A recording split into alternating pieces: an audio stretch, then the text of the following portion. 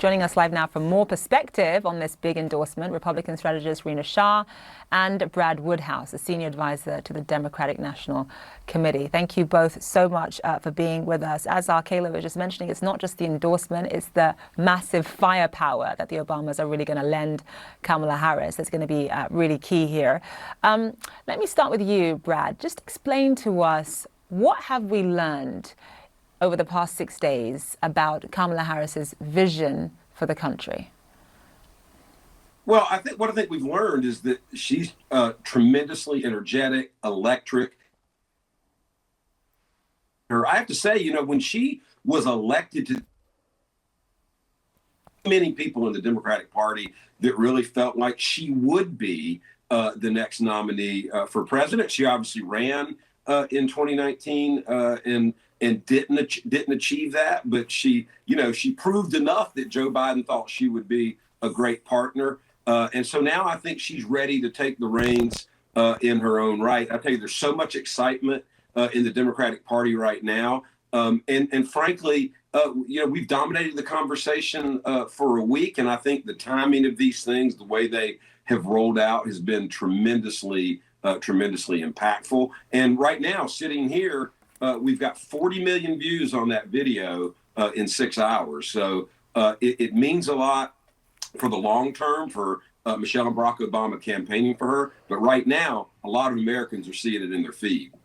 And Rina, if you're the Trump campaign, what are you most concerned about at this point in time? I mean, obviously, Kamala Harris is more of a threat. I mean, it's pretty much neck and neck right now, but Kamala Harris is certainly more of a threat to Trump's bid for the White House than President Biden is or was. Just explain to us, though, specifically, what should they be most concerned about when it comes to Kamala Harris? Women, women, women. The American women that have been energized by this Harris endorsement rolling into the DNC next month.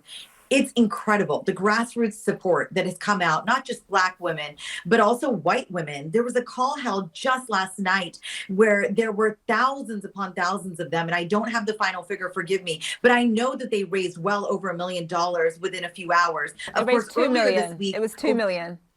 They raised $2 million. Okay, so there we go. Right. So, this is what I'm talking about, the grassroots swell of support. And obviously, the Black women, 44,000 of them that gathered and raised over something like 1.5 million in just 3 hours. That has carried, that momentum has carried into other communities. South Asian women also organized a call the other night, and they were also quite successful in getting dollars and numbers of people saying that they feel energized. And look, it's not entirely about identity, because that's what Republicans are going to go for. They're already calling Harris the DEI pick. And that's fine. We don't want to get into the specifics of that, but American women have particularly felt themselves seen. This is not a Clinton or an Obama or a Biden. This is somebody who is seen as having come up through the ranks and being the most experienced vice president of our nation's history. And they're really giving her an honest look. So I think center-right women and independent women are also sitting there thinking, I want to know more. And already we learned a little bit more when Kamala Harris came out, I believe it was just yesterday, saying that she wants that ceasefire deal between Israel and Gaza and Gaza. So there we go. We're seeing her start to take action, and that should scare Republicans, because this has all happened in a condensed period of time, which makes it especially hard to fight back on. Brad, in terms of the name calling that we're seeing, I mean, I'm seeing, Kamala Harris, the radical, ultra-liberal, San Francisco liberal. But what happens when the Trump campaign really unleashes its full arsenal of attacks against her? Is the right strategy for her to attack back?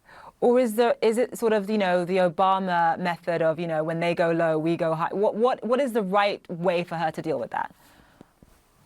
Well, I think you've seen it play out already in her in the campaign events that she has done, including one in Milwaukee that was the largest attended event that the Biden-Harris campaign had up to this point. And she's laying out a case that I'm a prosecutor. I know about felons. I know about fraudsters. I know about people who have committed sexual assault. So I know Donald Trump's type. So she's going to attack him on character, on things that are solid, that have been, adjudged by juries and judges. So she's going to do that part. But then I think the issues are incredibly important. And there's a strong record that this administration, that she is part of this administration, has to run on, and she'll do that as well. I think this name calling coming from them just shows how desperate and flailing they are.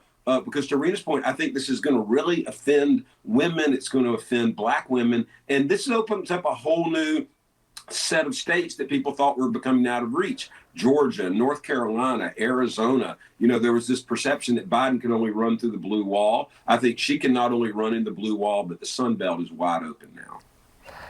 Rina, the most pivotal, I shouldn't say the most, but maybe one of the most pivotal moments between now and November is going to be the debate that we think is going to happen. There's been obviously some back and forth that we think is going to happen between Kamala Harris and Donald Trump. I mean, what does she need to do to be able to do well against him? Donald Trump is not an easy person to debate because it's less about policy, it's much more about theatrics. He goes for the jugular, he insults, he belittles, he attacks, he humiliates.